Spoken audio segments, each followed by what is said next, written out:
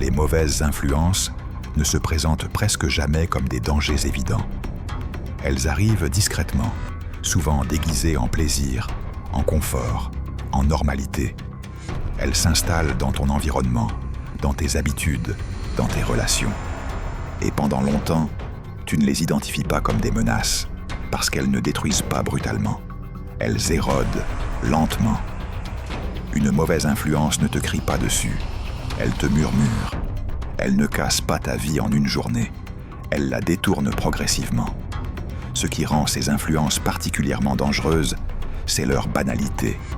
Elles ressemblent à des choix anodins, à des comportements tolérés, à des compromis raisonnables. Pourtant, à long terme, elles façonnent ton état d'esprit, ton énergie, ta trajectoire. L'influence silencieuse de ton entourage. Ton environnement humain agit comme une force invisible, mais constante. Les personnes que tu fréquentes influencent ta manière de penser, de parler, de voir le monde. Sans t'en rendre compte, tu t'alignes. Si ton entourage se plaint en permanence, tu normalises la plainte. S'il critique tout, tu développes le cynisme. S'il manque d'ambition, tes propres rêves commencent à rétrécir.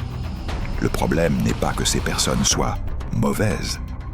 Le problème, c'est l'effet cumulatif.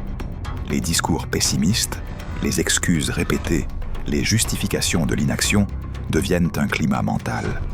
Et vivre dans ce climat te fatigue. Tu finis par douter davantage, oser moins, viser plus bas. Une mauvaise influence sociale ne t'empêche pas d'avancer directement.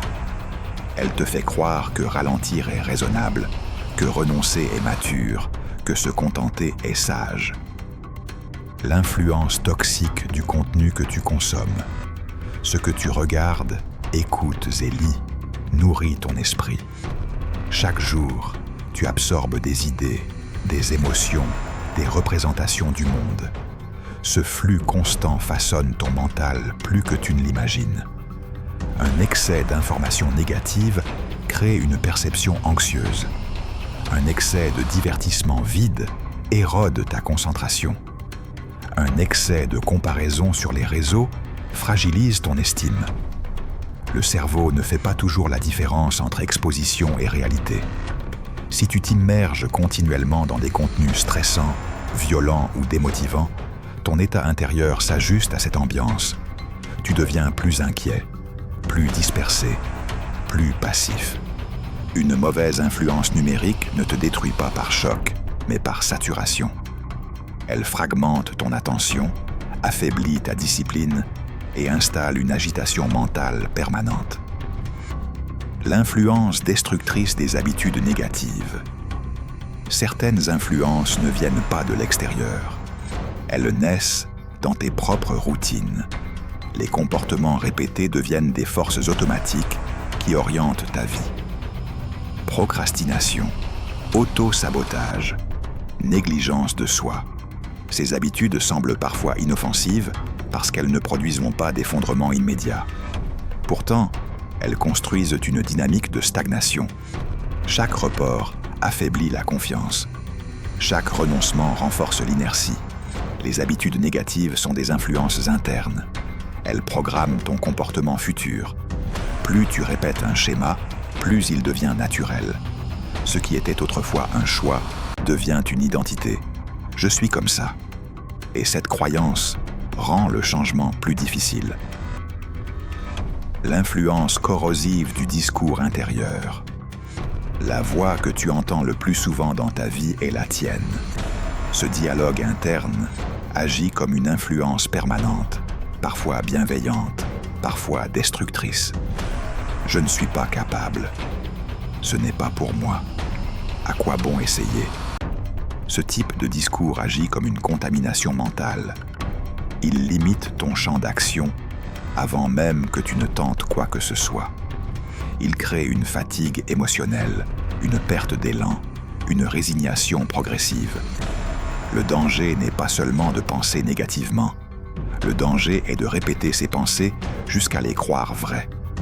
Une mauvaise influence intérieure est d'autant plus puissante qu'elle semble venir de toi. Tu ne la remets pas en question, parce qu'elle porte ta propre voix. L'influence du confort excessif. Le confort devient une mauvaise influence lorsqu'il cesse d'être un refuge temporaire pour devenir un mode de vie permanent. Trop de facilité affaiblit. Tu évites ce qui dérange. Tu repousses ce qui exige un effort. Tu choisis ce qui soulage immédiatement. À court terme, cela procure un apaisement. À long terme, cela réduit ta tolérance à la difficulté. L'effort devient insupportable. La discipline paraît extrême. Le moindre inconfort semble injuste. Le confort excessif érode ta résistance mentale. Il ne détruit pas violemment. Il amollit progressivement. Et lorsque la vie impose une difficulté réelle, tu te retrouves moins préparé, plus fragile, plus déstabilisé. Pourquoi ces influences sont si dangereuses? Les mauvaises influences partagent une caractéristique commune. Elles sont progressives. Elles n'annoncent pas clairement leurs conséquences. Elles opèrent par accumulation. Un peu moins d'efforts, un peu plus d'excuses, un peu moins de clarté. Et soudain, après des mois ou des années, tu regardes ta situation avec incompréhension. Comment en suis-je arrivé là? La réponse est rarement spectaculaire. Elle est quotidienne. Reprendre le contrôle. Identifier une mauvaise influence est déjà une forme de libération. Ce que tu vois clairement perd une partie de son pouvoir. Observer ton environnement, ton contenu mental, tes habitudes et ton discours intérieur devient un acte de lucidité.